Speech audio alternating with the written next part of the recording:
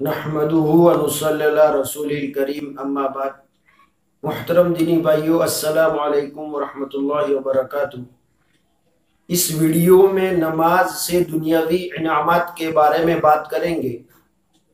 جب مسلمان نماز پڑھتا ہے تو جہاں اس کی آخرت بنتی ہے وہاں دنیا بھی بنتی ہے۔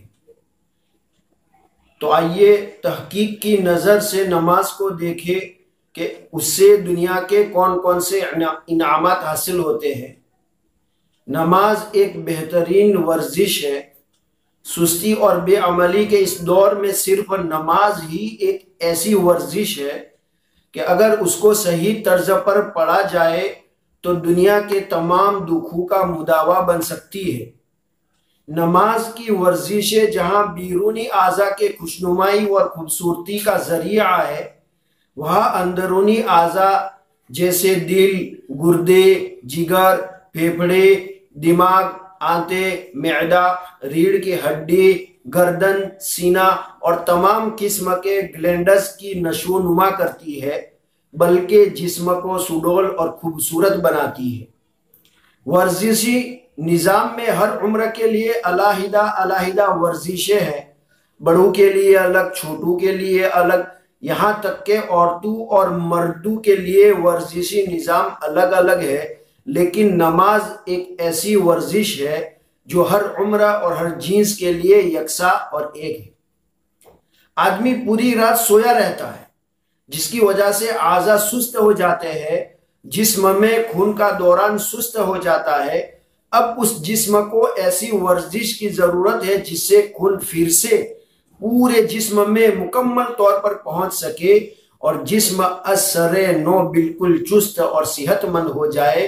تو اس کے لیے تہجد کی نماز ہے اور فجر کی نماز، پھر وقفہ، پھر اشراق کی نماز، پھر وقفہ، پھر چاشت کی نماز، اور پھر طویل اور لمبا وقفہ۔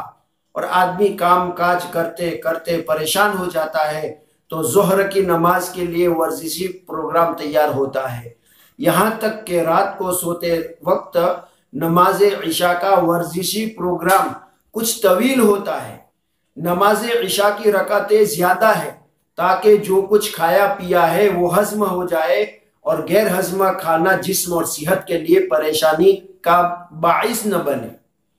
نماز ایک دینی فریضہ تو ہے ہی، نماز کی ورزش سے بڑے بڑے امراض ختم ہو جاتے ہیں، جیسے دماغی امراض، اعصابی امراض، نفسیاتی امراض، بے سکونی، ڈپریشن اور بے چینی کے امراض، دل کے امراض، جوڑوں کے امراض، یورک ایسڈ سے پیدا ہونے والے امراض، معدے اور السر کی شکایات، شوگر اور اس کے مابعد کے اثرات، آنکھوں اور گلے کے امراض۔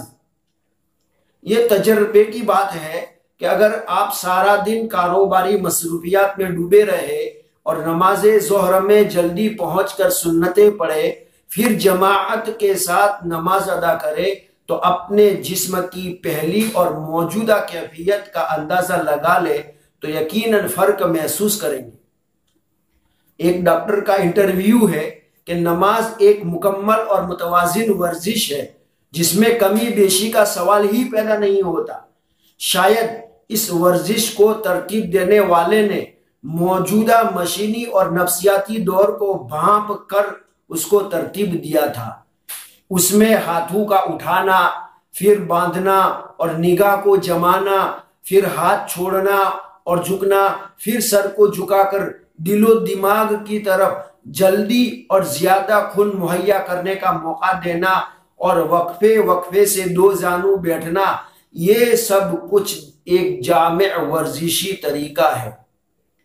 یوگا کے ماہرین نے نماز کو سانس کی مشق کا بالکل آسان طریقہ قرار دیا ہے اور اس میں 3 مقام خاص طور پر بیان کرتے ہیں۔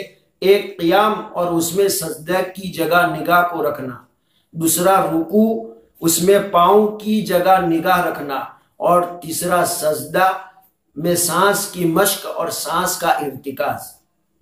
ایک ماہر نفسیات نے نماز کی ورزش کو کچھ اس طرح بیان کیا ہے کہ ورزش کا یہ عملی اصول ہے کہ اگر آپ کسی ورید، شریان یا کسی اور مخصوص عضو کی سختی دور کرنا چاہتے ہیں تو سب سے پہلے جسم کو بالکل ڈھیلا چھوڑ دیجئے، پھر اس حصے جسم میں تناؤ پیدا کیجئے اور کچھ دیر تناؤ کی حالت برقرار رکھنے کے بعد پھر ڈھیلا چھوڑ دیجئے۔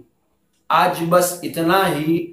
نماز کے بارے میں باقی باتیں انشاءاللہ اگلی ویڈیو میں۔ تب تک کے لیے خدا حافظ والسلام۔